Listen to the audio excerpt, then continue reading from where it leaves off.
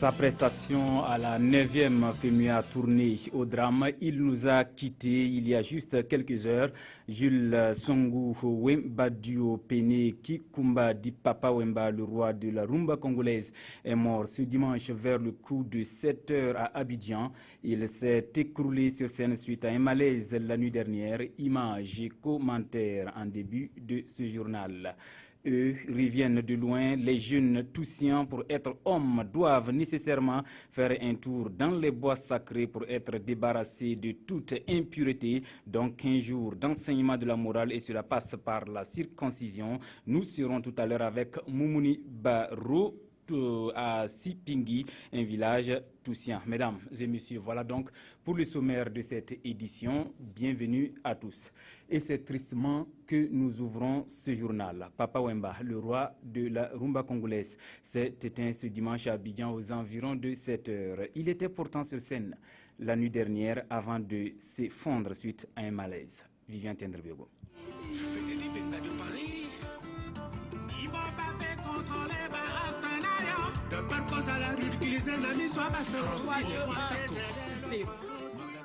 Papa Wemba était l'une des têtes d'affiche du 9e Festival des musiques urbaines d'Anoumambo. L'artiste congolais a tenu le public du FEMUA en haleine dans la nuit d'hier et c'est au petit matin de ce dimanche qu'il s'est effondré sur la scène. Conduit en urgence dans une clinique d'Abidjan, il a rendu l'âme quelques instants après. Le comité d'organisation du FEMUA a confirmé le décès de l'artiste. Cette note triste intervient juste avant la fin du festival, dont la 9e édition s'achève ce 24 avril sur les bords de la lagune Ébrié. Nous sommes donc en deuil. Notre invité du midi magazine Salfo Soré Diapresse. Pour beaucoup, Diapresse est un personnage incontournable dans l'univers artistique burkinabé, les Koundé, dont il est le commissaire général. Bonjour Diapresse. Bonjour. Vous êtes entré il y a quelques heures d'Abidjan. Comment vous avez appris la nouvelle? Racontez-nous un peu ce que vous avez vécu aujourd'hui. Donc je pense que nous, on a vécu ça en live parce que je suis allé hier pour la clôture du FEBUA parce que moi, j'étais en pleine organisation des Koundé qui auront lieu le vendredi prochain. Donc il fallait que j'aille soutenir à Salfo, qui est un ami, voilà. Donc je suis arrivé hier soir vers 19h à Abidjan et après je suis arrivé sur le lieu du spectacle autour de minuit. Alors, il y avait plusieurs artistes qui devaient prester et Papa Wemba est passé un peu vers 4h du matin, 5h moins. Voilà, donc c'est à sa 3e chanson, pratiquement, que la partie chauffante, il envoyait les filles pour danser et on a senti à un moment qu'il s'est crispé et puis voilà, il s'est affalé. Donc la Croix-Rouge était sur place, les gens ont couru, et puis après, on a vite évacué dans une clinique. Donc, on avait tous peur, mais malheureusement, ce matin, voilà, on nous a appris le décès. Et vraiment, je voudrais m'incliner sur cette dépouille parce qu'on vient de perdre un grand baobab de la musique africaine. On a eu la chance de l'avoir au Koundé en 2006. Où on lui a rendu hommage, on lui a donné un coup d'honneur pour sa contribution inestimable au développement de la musique africaine de façon générale. Papa Wemba est un faiseur de stars. Kofi Olomide vient de son école. Oui. Quelle est votre relation avec ce grand artiste? Je pense que nos relations sont professionnelles et puis c'est un grand monsieur. Et la particularité de Papa Wemba, c'est que de beaucoup d'artistes, c'est un monsieur qui est très humble. Il est très humble, les gens vous diront qu'il est moins compliqué parce qu'il est très accessible, alors qu'il est d'un âge, j'allais dire, un peu avancé par rapport aux jeunes artistes.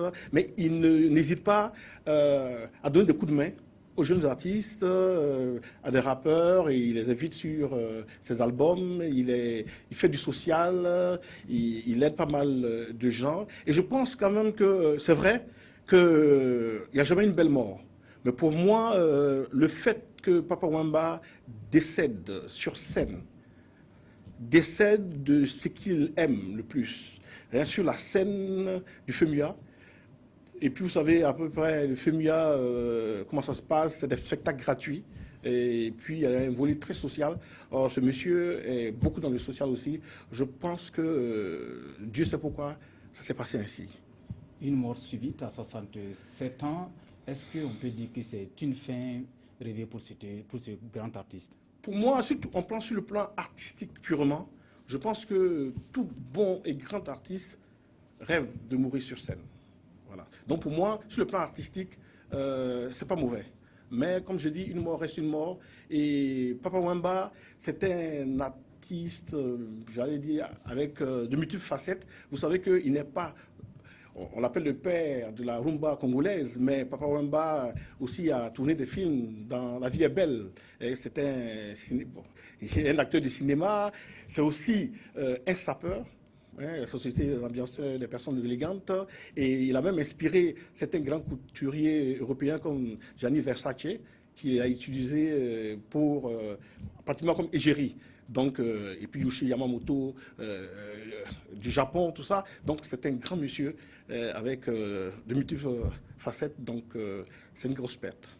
Un grand monsieur qui s'en est allé à quelques jours d'Ekoundé. Quelle incidence sur cette manifestation? Bon, c'est vrai qu'à chaque fois, comme j'ai dit, nous, à travers les Koundé, on honore les anciens qui ont permis à la nouvelle génération de s'inspirer d'eux et d'embrasser la carrière musicale. Et quand on perd un grand artiste comme Papa Wemba, c'est vrai que, comme je dis, c'est un baobab, c'est difficilement remplaçable. Voilà. Donc, sur ce plan-là, on est très touchés. Et puis, bon, maintenant, on regarde vers le Congo, parce que quand je quittais Abidjan ce matin, il était question que le ministre de la Culture du Congo vienne à Abidjan pour voir dans quelle mesure elle allait rapatrier le corps sur Kinshasa. Et je sais que du côté de Kinshasa, quand vous connaissez Papa Wemba, là-bas, c'est pas que des fans, on les appelle des fanatiques. Et Papa Wemba, ses déplacements même vers l'aéroport, ça draine pas mal de monde. Donc, du côté de Kin, je pense que ça va être très bouillant. Donc, voilà, donc on regarde vers Kinshasa parce que c'est vrai qu'on a annoncé Kofi Olomide qui doit être là pour cette édition. Donc, on est en contact permanent. Nous suivons l'évolution des choses et on essaie de voir comment ça va se passer du côté de Kinshasa. En attendant, on dira adieu à Papa Wemba. Merci à vous. Que la terre africaine lui soit légère. Amen. Merci d'être avec nous et rester pour la suite de ce journal.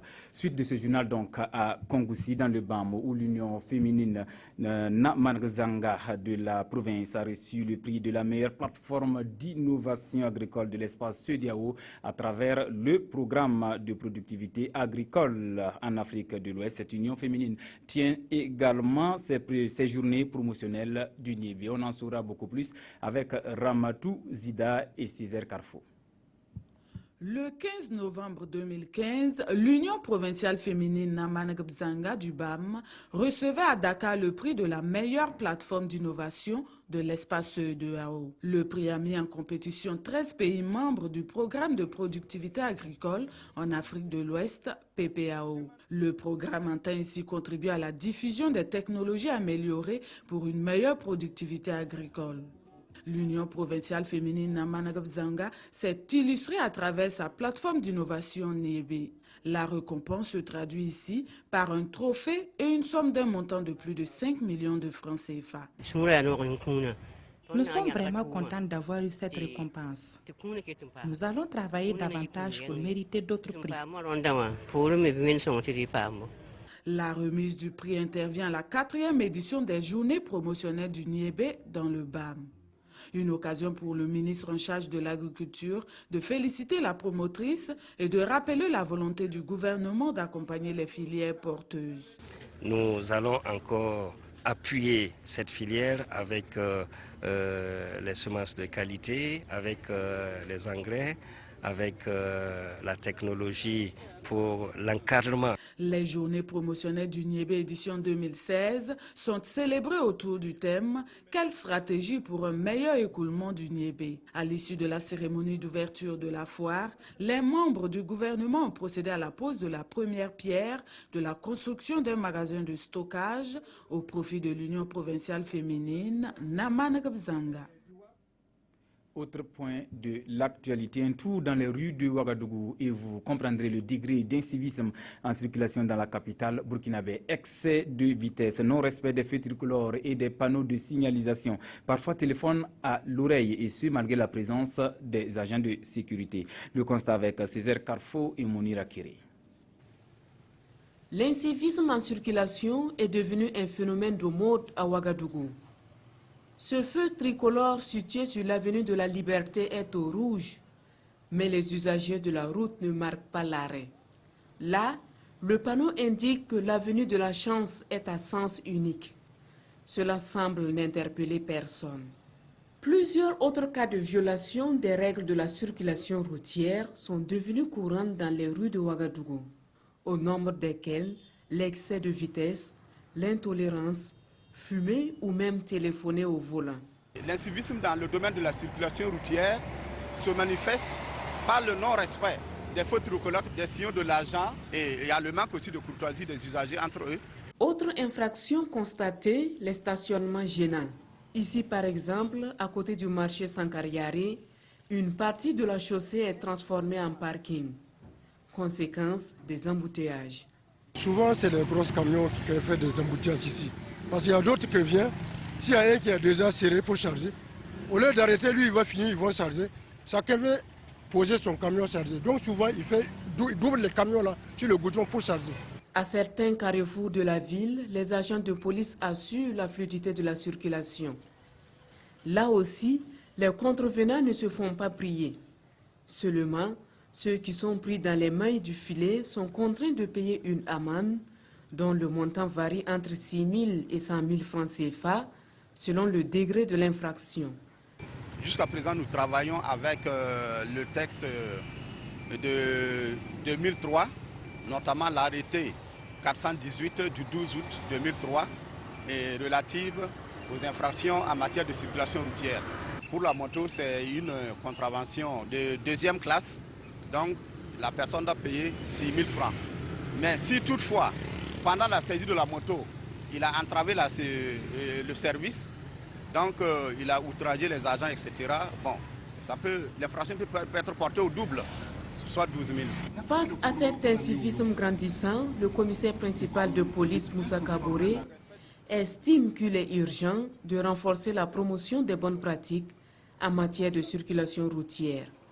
Car selon lui, beaucoup d'accidents de la route peuvent être évités par un simple geste de tolérance.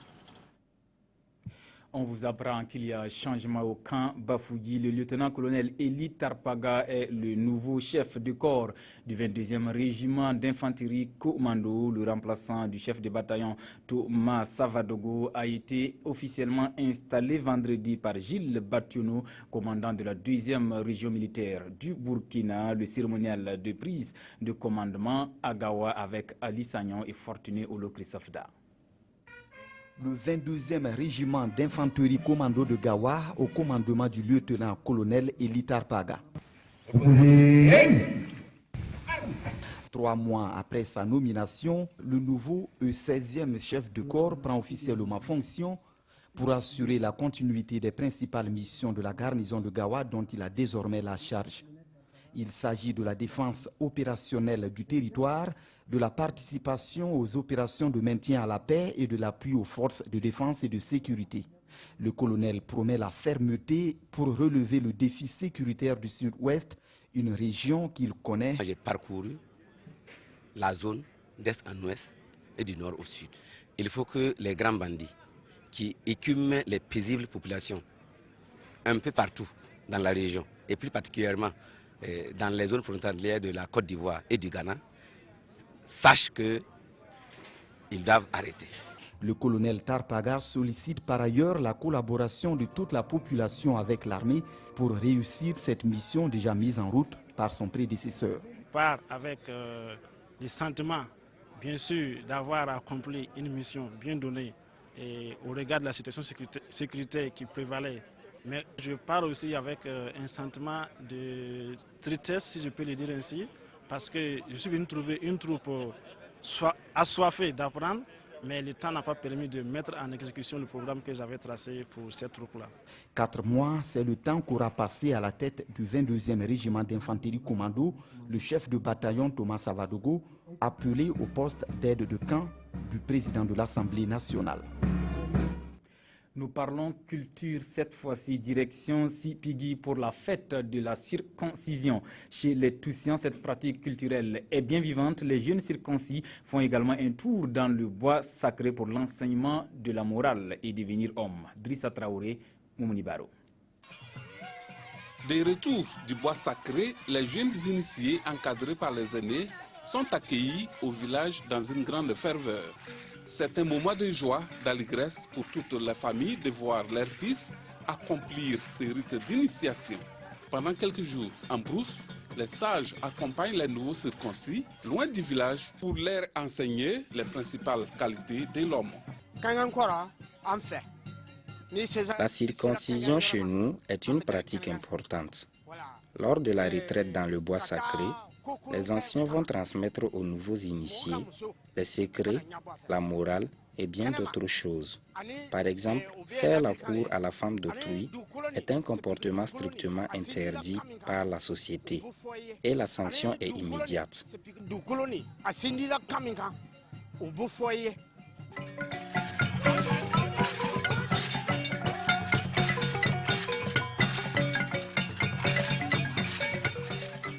La circoncision chez les Toussiens est une pratique encore courante, mais cela demande une certaine maturité avant de se soumettre à cette rude épreuve. Nous avons hérité cette pratique chez nos ancêtres. C'est pour donner la sagesse à l'homme. La formation dure 15 jours. Les nouveaux initiés reçoivent tous les conseils nécessaires concernant la vie adulte. Comment gérer le foyer et comment même se maîtriser au village. Voilà autant d'enseignements que nous transmettons aux jeunes. Cette cérémonie marque une étape importante de la vie de l'homme en pays toussien. Elle est généralement accompagnée d'un festin et les mets traditionnels de la localité servent de repas pour la population. Il y a de l'ambiance. Il y a également à boire et à manger, comme du riz, du thau, des beignets. Tout ce qui est mets traditionnel est au rendez-vous lors de la cérémonie.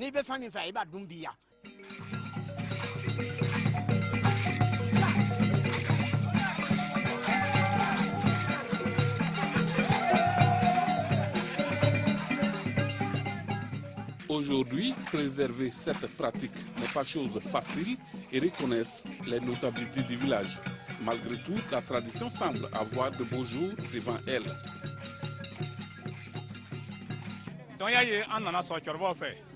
Comme nous l'avons trouvé chez nos ancêtres, nous tentons de perpétuer cette tradition à la jeune génération. C'est grâce à cette initiation qu'il y a le bonheur au village. Cela permet également la cohésion au sein de la population. Que s'est-il vraiment passé pendant l'initiation en brousse? Le mystère demeure. C'est un secret absolu et les initiés n'ont pas le droit de révéler aux non-initiés. Chacun attendra donc son tour au village pour découvrir cette tradition ancestrale qui est toujours considérée comme un trésor culturel chez les Toussiens. Un mot de sport dans ce Midi Magazine. Le RCB fait la bonne affaire de la 20e journée du Faso Foot dans le match au sommet de ce week-end disputé hier samedi au stade municipal Issouf Konombo. Les Racingmen ont battu chez les Faucons sur la plus petite des marques et relancent du même coup l'intérêt du championnat. Le compte rendu avec Lassina Sawadogo. C'est terminé. Une joie expressive des Tigres de Diaradougou au coup de sifflet final de Bouraïma Sanogo, l'arbitre central de cette partie. Le Racing Club de Bobo Dioulasso vient de remettre les pendules à l'heure à l'issue de ce tournant du Faso Foot. Une seule réalisation a suffi au bonheur des Tigres. Un but inscrit dans le temps additionnel de la première période par la nouvelle recrue Serge Ouedraogo. Une réalisation qui à elle seule justifie les 2 millions investis par le champion sortant sur ce jeune espoir venu du Santos FC. Le Rail Club du Kadiogo, leader et favori, ne peut que s'en prendre à lui-même. Les poulains de Kamoumalo ne se sont pas montrés à la hauteur de l'enjeu avec des occasions ratées qui méritaient bien meilleur sort. Une défaite du leader qui relance le face-au-foot. Je ne voulais pas me laisser distancer trop par le leader qui est le RCK. Et on avait vraiment sérieusement préparé ce match-là. Après le faux pas ici, ça fait 3 matchs quand même que nous essayons de remonter et de coller au premier. Un championnat ne se joue pas en une journée. Le championnat se joue en 30 journées. Et nous en sommes conscients. C'est vrai, ce soir, nous sommes tombés sur une belle équipe du Racing qui a eu sa revanche. Et ça, il faut le dire, ils ont marqué, ils ont mérité de gagner ce soir. Le RCB, deuxième au classement avec 37 points, revient à 3 petites longueurs du RCK qui reste coaché à 40 points et toujours leader. Mesdames et messieurs, ainsi s'achève cette édition. Merci de l'avoir suivi. Je vous retrouve demain à 22h15 pour l'édition Synthèse. À bientôt.